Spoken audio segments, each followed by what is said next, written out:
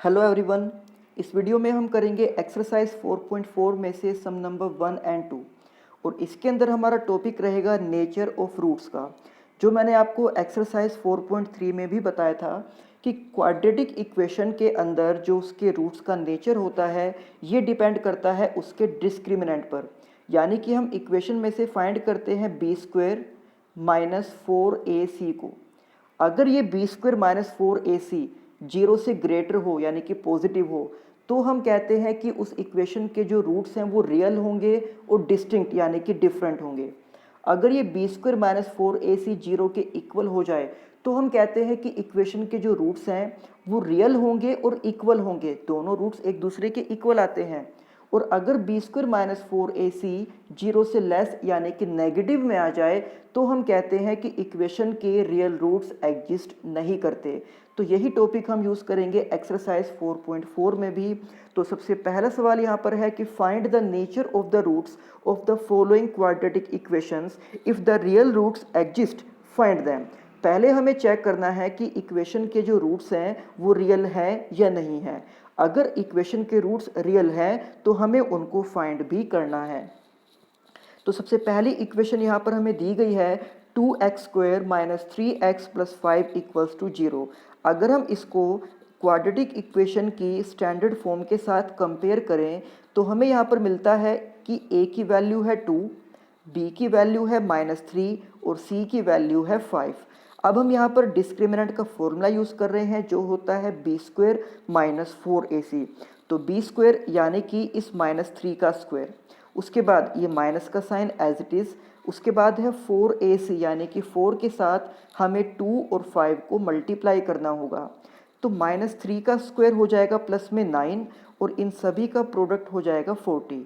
9 minus 40 is -31। तो ये हम देख सकते हैं कि यहाँ पर जो डिस्क्रिमिनेंट हमने फाइंड किया है वो नेगेटिव है यानी कि वो जीरो से लेस है। और अगर डिस्क्रिमिनेंट जीरो से लेस होता है तो उस इक्वेशन के रियल रूट्स एग्जिस्ट नहीं करते, यानी कि हम इस इक्वेशन को सोल्व नहीं कर सकेंगे। इसके बाद सेकंड पार्ट, तो यहाँ पर इक्वेशन है 3x square minus 4√3x plus 4 equals to 0। तो अगर इस इक्वेशन को भी हम क्वाड्रेटिक इक्वेशन की स्टैंडर्ड फॉर्म से कंपेयर करते हैं तो यहाँ पर हमें a की वैल्यू मिलती है 3, b की वैल्यू मिलती है -4√3 और c की वैल्यू मिलती है हमें 4।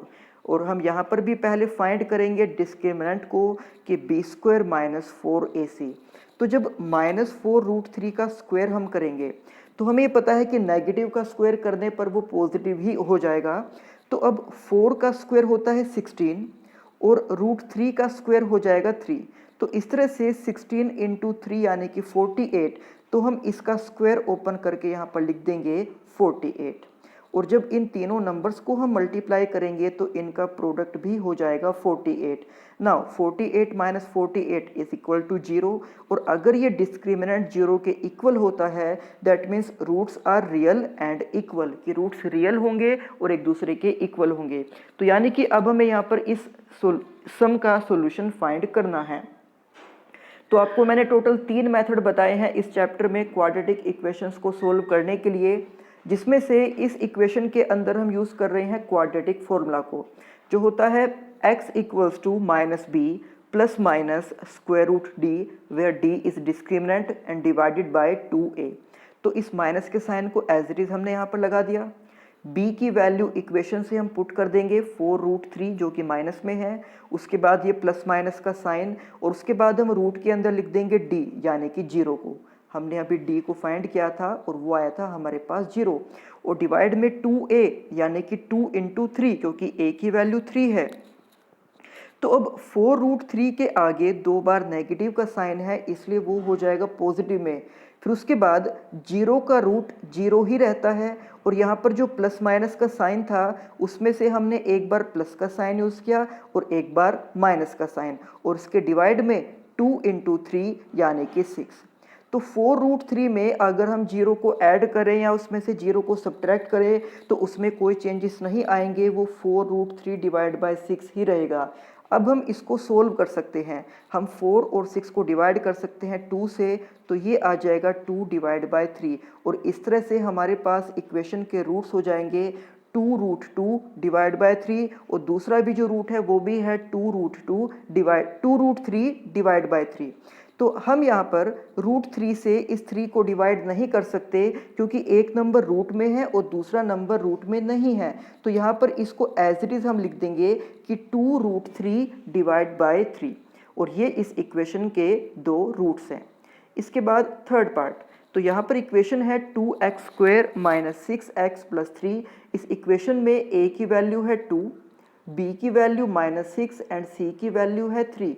तो यहाँ से जब हम डिस्क्रिमिनेंट को फाइंड करते हैं b² - 4ac, वो हमारे पास आता है 12 which is positive means greater than 0।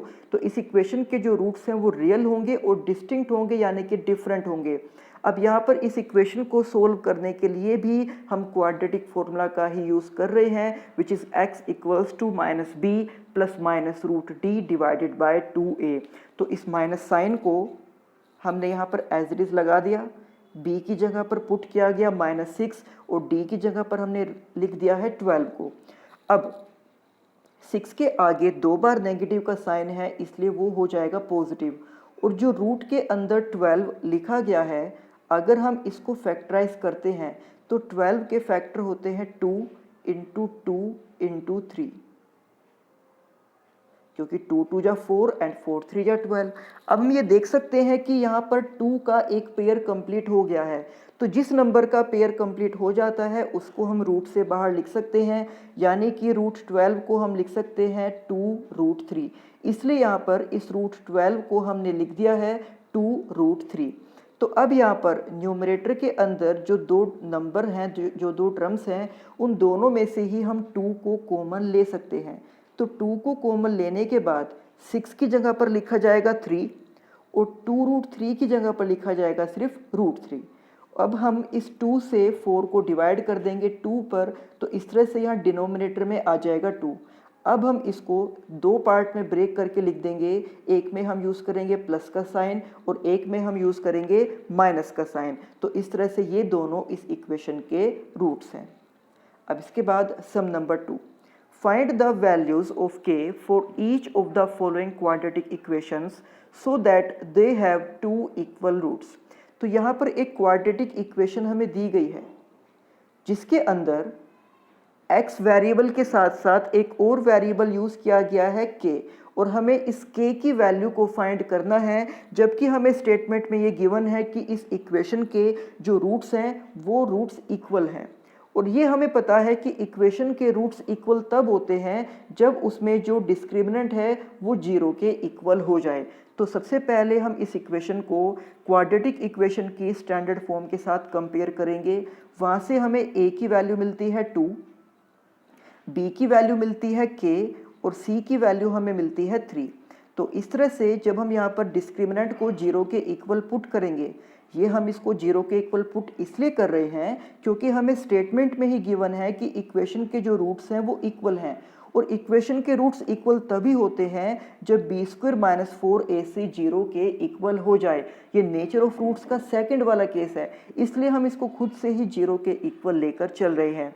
अब यहाँ पर b² की जगह पर हम लिखेंगे इस k का स्क्वायर, 4ac की जगह पर हम लिखेंगे 4 × 2 × 3, तो k² एज इट इज़, और जब इन तीनों नंबर्स को हम मल्टीप्लाई करेंगे तो इनका प्रोडक्ट आ जाएगा 24। फिर इस -24 को हम राइट हैंड साइड में लेकर जाएंगे प्लस में, और जैसे कि हम देख सकते हैं कि लेफ्ट हैंड साइड में जो k के ऊपर स्क्वायर है, ये स्क्वायर इस 24 के ऊपर चला जाएगा रूट की फॉर्म में। और जब हम स्क्वायर को दूसरे साइड रूट में लेकर जाते हैं तो हमें वहाँ पर प्लस माइनस का साइन भी लगाना होता है।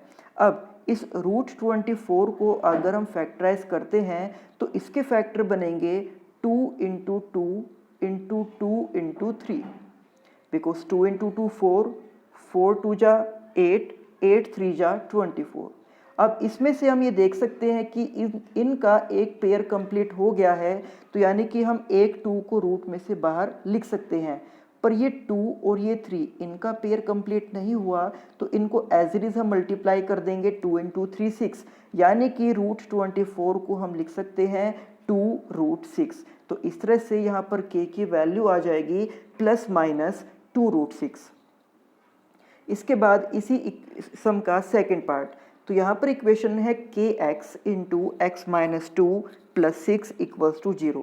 तो पहले हम इसको क्वाड्रेटिक इक्वेशन के फॉर्म में कन्वर्ट करेंगे, जिसके लिए हमें kx को मल्टीप्लाई करना होगा x के साथ। तो kx इंटू एक्स यानी कि kx स्क्वायर, फिर kx इंटू माइनस टू यानी कि माइनस 2kx, और ये प्लस 6 ये एज इट इज़ क्योंकि ये ब्रैकेट के बाहर लिखा हुआ था। अब जब हम इस इक्वेशन को स्टैंडर्ड फॉर्म के साथ कंपेयर करेंगे तो यहाँ पर a की वैल्यू हमें मिलती है k, b की वैल्यू -2k एंड c की वैल्यू है 6। तो जैसे कि हमें पता है कि इस इक्वेशन के जो रूट्स हैं वो इक्वल हैं, तो यहाँ पर भी हम डिस्क्रिमिनेंट को 0 के इक्वल लेकर चलेंगे। तो b स्क्वायर की जगह पर हम इस -2k का स्क्वायर करेंगे, फिर 4ac यानी कि 4 के साथ k और इस 6 का प्रोडक्ट। तो -2k का जब हम स्क्वायर ओपन करेंगे तो नेगेटिव का स्क्वायर पॉजिटिव ही होगा। 2 का स्क्वायर हमने लिख दिया है 4 और इसी के साथ में k का स्क्वायर, और जब इन तीनों को हमने मल्टीप्लाई किया तो इनका प्रोडक्ट हो जाएगा 24k। अब यहाँ पर लेफ्ट हैंड साइड में जो दो टर्म्स हमारे पास हैं इसमें से हम कॉमन ले सकते हैं 4k को। तो जब हमने फर्स्ट टर्म में से 4k को कॉमन लिया तो वहाँ पर रह गया सिर्फ k, और जब सेकंड टर्म में से 4k को कॉमन लिया वहाँ पर रह गया -6। अब हम इस 4k को इधर 0 के डिवाइड में ले आएंगे, और 0 को किसी भी नंबर से डिवाइड करने पर उसकी वैल्यू 0 ही हो जाती है। तो इस तरह से हमारे पास बचेगा k - 6 इक्वल्स टू 0। अब इस -6 को हम इस साइड ले आएंगे प्लस में, यानी कि इस सम के अंदर जो k की वैल्यू है वो है 6। तो एक्सरसाइज 4.4 के ये थे सम नंबर 1 एंड 2। अब इसी एक्सरसाइज के जो बाकी सम्स हैं वो हम करेंगे नेक्स्ट वीडियो में। तब तक आप इन सम्स की अच्छे से प्रैक्टिस करना। मिलते हैं आपसे नेक्स्ट वीडियो में। Thank you.